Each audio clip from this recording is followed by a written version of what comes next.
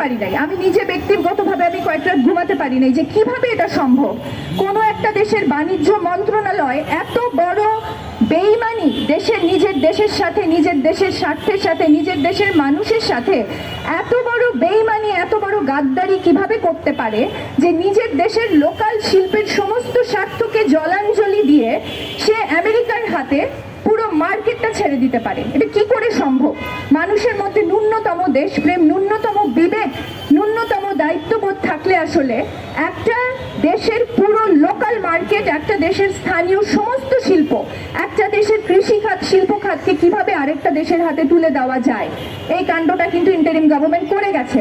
এবং তারপর দুঃখজনকভাবে আমরা দেখতে পাচ্ছি, আমরা আশা করছিলাম যে বিএনপি গভর্নমেন্ট এসে পার্লামেন্টে তারা এই চুক্তি বাতিল করবে। এই আশাটা আসলে দুরাশাই, কারণ এতদিন ধরে সংসদে অধিবেশন চলছে, একটা বারের জন্য মার্কিন চুক্তি নিয়ে একটা শব্দ কেউ বলছে না।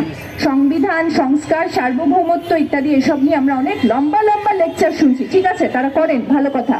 কিন্তু এই যে একটা দেশ বিপদে পড়তে যাচ্ছে, আজকে আমাদের যে জ্বালানি সংকট, এই জ্বালানি সংকট যে আরো বেশি ঘনীভূত হবে, কোনোভাবেই যে এই সংকট থেকে আমরা বের হতে পারবো না যদি আমরা এই মার্কিন চুক্তিটা সত্যিকার অর্থে পাশ করতে দেই।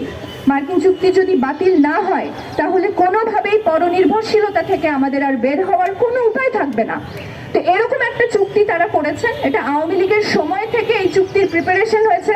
আওয়ামী লীগ তো আমাদের অনেক অর্থনীতির 12টা বাজিয়ে দিয়ে গেছে। এরপর ইন্টারিম গভর্নমেন্টের সাথে এই চুক্তি করে দেশকে একটা সুদূর প্রসারী ভবিষ্যতের একটা দাসখতের ভিতরে তারা ঢুকিয়ে দিয়ে গেছে। এবং এখন বিএনপি গভর্নমেন্ট এসে পার্লামেন্টে এগুলো আলোচনা করার বদলে এত গুরুত্বপূর্ণ একটা ইস্যু, আমার দেশের জ্বালানি, আমার দেশের লোকাল শিল্প, আমার দেশের গার্মেন্টস, আমার দেশের পোলট্রি, আমার দেশের ডেইরি শিল্প, আমার দেশের কৃষি খাত, আমার দেশের অ্যাগ্রোকেমিক্যাল ইন্ডাস্ট্রি, আমার দেশের ই কমার্স, এগুলো আমার দেশের গুরুত্বপূর্ণ ইন্ডাস্ট্রি।